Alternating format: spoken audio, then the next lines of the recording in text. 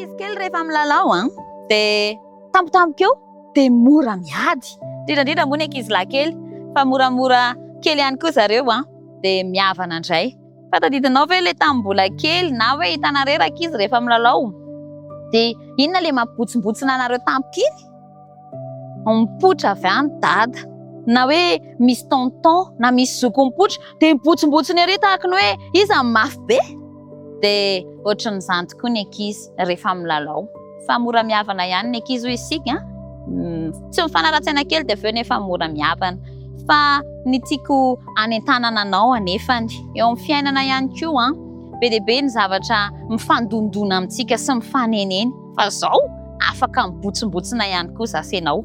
Alay fisaran-tsaina anie na alaivo ny toeran'ny ankizy anankiray hoe miadiady amin'ny namana izy dia mipotra ny dadany dia tonga izy dia mibotsina mihevitra hoe izany tena mafy be satria ny dadany no azo no antoka avany fa tsy hoe izy no nena hery be tampoka hatreo. Ka ianao ihany koa raha miatrika an'izao fiainana izao azonao atao ihany koa ny manana an'izany fahatsapana hoe afaka mibotsina satria manana ray afaka hianteheranao. Amin'ny soratra masina ny 7:7 amin'ny Romanina 9:9.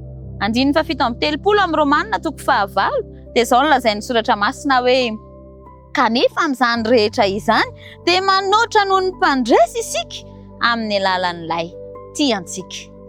Ry namana, amin'ity fiainana ity be dia be ny donadona sy misafotofoto sy ny hoe mety hifanehatra amiko sy aminao ka mety hatsapako sy hatsapahanao fasahiranana na fantaintainana mihitsy na hoe fanaintainana.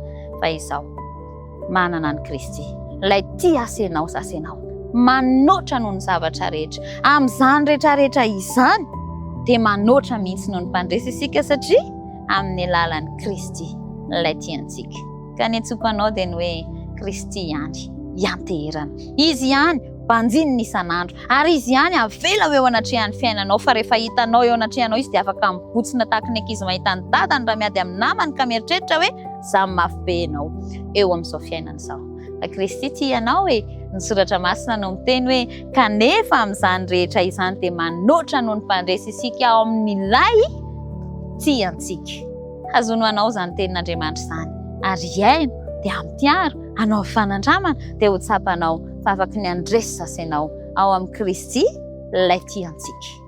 Miatrika toe-javatra sarotra ve ianao ankehitriny sa misy zavatra manahirana anao da ho antsoina avetrany Kristy dia izy no avela ho ilay miatrika an'ilay toe-javatra eo amin'ny toerantsika. Isika kosa dia tahaka ny ankizy mahita ny dada dia matsiaro hoe azo antoka satria misy mpiaro misy mpia eo anatrehan'izany zavatra sarotra izany hivavaka isika.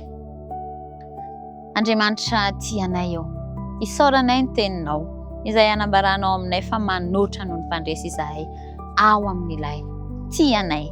Misaotra indrindra ny amin'izany antoka sy azonay hianteherana izany ka ankehitriny ary manoloana ny toe-javatra sarotra izay hatrehako sy hatrehan'ity namana miara-mivavaka ity ampahirato ny masom-panahinay ahitanay ny fanatrehanao ary azony izahay tsy hiala eo anatrehanao fa hibanjina anao mandrakariva ka hitanao dia ahery ary atsiaro hoe mpandresy manana antoka satria manana anao.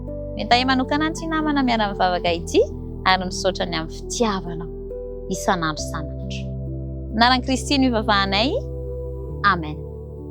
Dia aza manahy fa manoatra noho ny mpandresy ianao satria ao amin'ilay tianao. Andriamanitra ampandresy anao amin'ny zavatra rehetra.